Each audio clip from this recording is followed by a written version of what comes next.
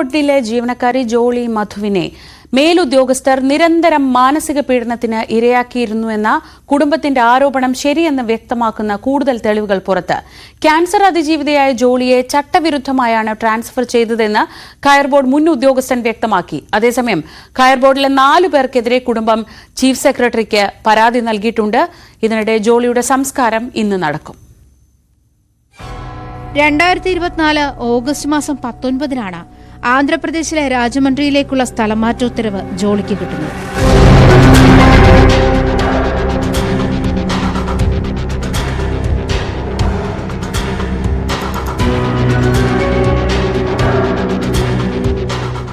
തുടർന്ന് സ്ഥലമാറ്റത്തിൽ നിന്നും ഒഴിവാക്കണമെന്ന് അഭ്യർത്ഥിച്ച് ജോളി അപേക്ഷ നൽകി. ക്യാൻസർ അതിജീവിതയാണെന്നും 2016 മുതൽ ചികിത്സയിലാണെന്നും ആജീവനാന്തം ചികിത്സ വേണമെന്നും സാക്ഷ്യപ്പെടുത്തിയ മെഡിക്കൽ സർട്ടിഫിക്കറ്റ് സഹിതമായിരുന്നു അപേക്ഷ. മെഡിക്കൽ ലീവിനും അപേക്ഷിച്ചിരുന്നു. എന്നാൽ ഈ അപേക്ഷ പരിഗണിക്കപ്പെട്ടില്ല.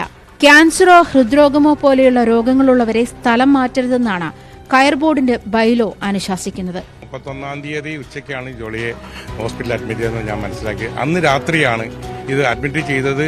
അവർക്ക് ബുദ്ധിമുട്ടാകും, പ്രശ്നമാകും എന്ന് തോന്നിയത് കൊണ്ട് മാത്രമാണ് അവർ ഈ പറഞ്ഞ ഫയലുകളെല്ലാം പുട്ടപ്പ് ചെയ്യുകയും രാത്രി ശമ്പളം കൊടുക്കാൻ ഓർഡർ ഇടുകയും പിറ്റേ ദിവസം ശമ്പളം കൊടുക്കുകയും ട്രാൻസ്ഫർ ക്യാൻസൽ ചെയ്യുകയും ലീവ് റെഗുലൈസ് ചെയ്യുകയും എല്ലാം ചെയ്തത്. ഇനിയെങ്കിലും ഫ്യൂച്ചറിൽ കയറുമ്പോൾ ഒരു എംപ്ലോയിക്കും ഇങ്ങനെ വരരുതെന്നുള്ളതാണ് ജോളിയുടെ മെസ്സേജ്. ഇതിൽ നിന്നും നമ്മൾ മനസ്സിലാക്കേണ്ടതാണ്.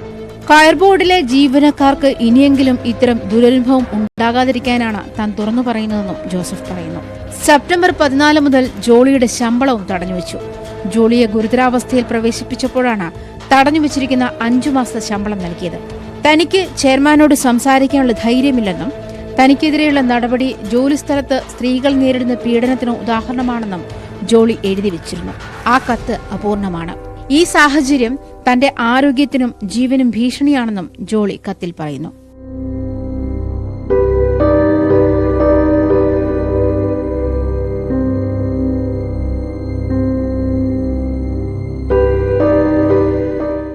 കടുത്ത മാനസിക പീഡനങ്ങളാണ് ജോളി അനുഭവിച്ചതെന്നും നിരവധി പരാതികൾ നൽകിയിട്ടും പരിഹാരമുണ്ടായില്ലെന്നും സഹോദരൻ MP മൈക്കിൾ. അതും തീർച്ചയായിട്ടും മെന്റൽ സ്ട്രെസ് കൊണ്ടാണ് ജോളി മധു മരിച്ചത്. ഞങ്ങൾക്കൊരു സംശയമില്ല. അപ്പോൾ എങ്ങനെയാണിത് കോസ് ചെയ്തത് എന്നുള്ളതിൻ്റെ ആണ് ഞങ്ങൾക്ക് വളരെ സംശയമായിട്ട് തോന്നിയത്. ഞങ്ങളുടെ ഇടയ്ക്ക് പറയും ഇങ്ങനെ ഒരുപാട് ബുദ്ധിമുട്ടുള്ള സ്ഥലമാണ്. ഒരു സമയത്ത് പറഞ്ഞു എനിക്ക് പെട്ടെന്ന് തന്നെ രാജമദ്രിയിലേക്ക് ട്രാൻസ്ഫർ ചെയ്തു എന്ന് പറഞ്ഞു. ഈ ട്രാൻസ്ഫർ ഓർഡർ വിത്ഡ്രോ ചെയ്യുന്നില്ല, മാസങ്ങളായി. അതിൻ്റെ ഇടയ്ക്ക് ഇവർ പോയി ശമ്പളം നിർത്തിയിട്ടുണ്ടായിരുന്നു. അപ്പോൾ ശമ്പളമില്ലാതെയാണ് ജോളി മധു കഴിഞ്ഞ ഒരു 5-6 മാസമായിട്ടിരിക്കുന്നത്. ചീഫ് സെക്രട്ടറിക്കും കുടുംബം പരാതി നൽകിയിട്ടുണ്ട്. കയർ ബോർഡ് ചെയർമാൻ വിപുൽ ഗോയൽ, മുൻ secretary Jitendra Shukla, Prasad Kumar, Abraham CU എന്നിവർക്കെതിരെയാണ് പരാതി. അതേസമയം ജോളി മധു മരിച്ച സംഭവത്തിൽ ഉദ്യോഗസ്ഥർക്കെതിരെയുള്ള ആരോപണങ്ങൾ പരിശോധിക്കാൻ കേന്ദ്ര മന്ത്രാലയം ഉത്തരവിട്ടു. ഇതിനായി MSME 3-അംഗ അന്വേഷണ കമ്മിറ്റി രൂപീകരിച്ചിട്ടുണ്ട്. നവംബറിൽ കേന്ദ്ര സഹമന്ത്രി ശോഭാ കരന്തലജെ കേരളത്തിലെത്തിയപ്പോൾ ജോളി പരാതിയുമായി മന്ത്രിയെ കണ്ടിരുന്നെങ്കിലും പരിഹാരമുണ്ടായിരുന്നില്ല. ന്യൂസ് 18 കൊച്ചി.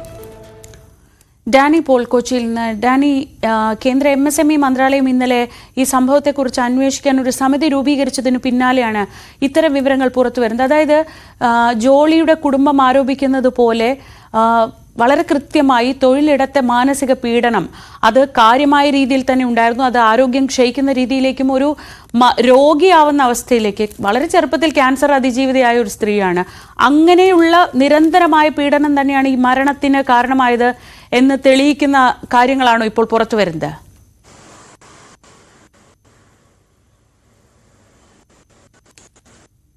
അത് പൂർണ്ണമായും അങ്ങനെ തന്നെയാണ്. നമ്മൾ ഇപ്പോൾ വന്നിരിക്കുന്ന ഈ തെളിവുകളും കാര്യങ്ങളും എല്ലാം വെച്ച് ആ രീതിയിൽ തന്നെയാണ് നമുക്ക് അതിനെ കാണേണ്ടത്. കാരണം ചെറിയൊരു സാങ്കേതിക തടസ്സമുണ്ട് ഡാനി. വളരെ പെട്ടെന്ന് ഡാനിയിലേക്ക് മടങ്ങിയെത്താം. ഇന്നലെയാണ് കേന്ദ്ര MSME മന്ത്രാലയം ഒരു 3-അംഗ സംഘത്തെ നിയോഗിച്ചിരുന്നത്. അത് ഈ മരണവുമായി ബന്ധപ്പെട്ട കാര്യങ്ങൾ അന്വേഷിക്കാനായിരുന്നു, അല്ലെങ്കിൽ കുടുംബത്തിന്റെ ആരോപണം അന്വേഷിക്കാനായിരുന്നു. ഡാനി തുടർന്നോളൂ. കടുത്ത മാനസിക സമ്മർദ്ദം അവർ അനുഭവിച്ചിരുന്നു എന്ന് തന്നെയാണ് അതിൽ വ്യക്തമാകുകയും ചെയ്യുന്നത്. ഉദ്യോഗസ്ഥ തലത്തിൽ നിന്ന് വലിയ രീതിയിലുള്ള ഒരു മാനസിക പീഡനം നേരിട്ടിരുന്നു എന്ന് തന്നെയാണ് ഇതിൽ നിന്ന് കൃത്യമായി മനസ്സിലാക്കാനായിട്ട് സാധിക്കുന്നത്. അവർക്ക് ഈ മേലുദ്യോഗസ്ഥരുടെ ഈ പീഡനങ്ങൾ എല്ലാം തന്നെ ചൂണ്ടിക്കാണിച്ചുകൊണ്ട് പലതവണ അവർക്ക് മുന്നിലേക്ക് മന്ത്രാലയത്തിനടക്കം അവർ പരാതിയായിട്ട് നൽകിയിരുന്നു.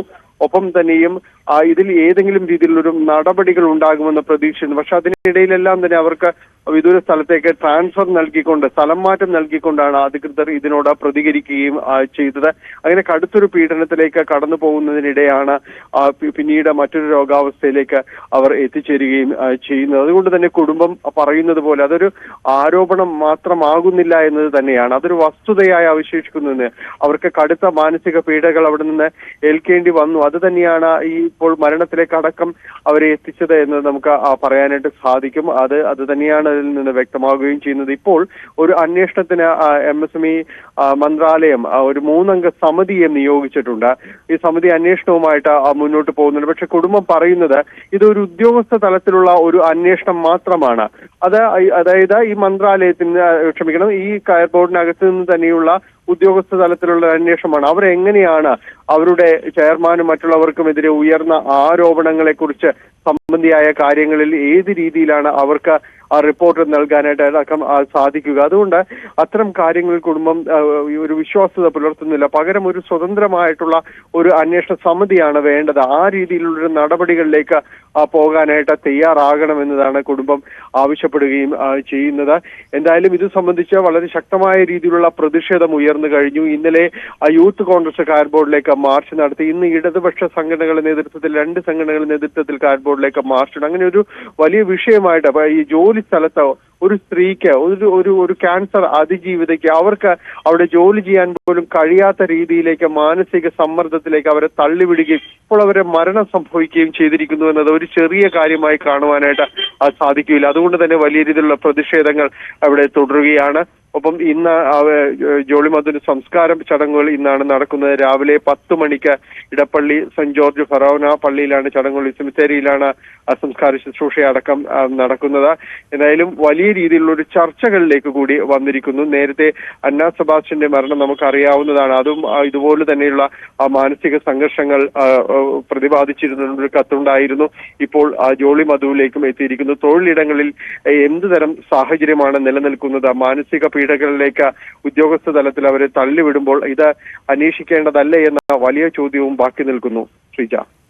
ശരി, ഡാനി പോളാണ് വിവരങ്ങൾ നൽകിയത്. ജോളി മധുവിന്റെ മരണത്തിലേക്ക് നയിച്ചത് കയർ ബോർഡിലെ മാനസിക പീഡനം തന്നെയാണ് എന്ന് തെളിയിക്കുന്ന തരത്തിലുള്ള തെളിവുകളാണ് ഇപ്പോൾ കുടുംബം പുറത്തുവിടുന്നത്.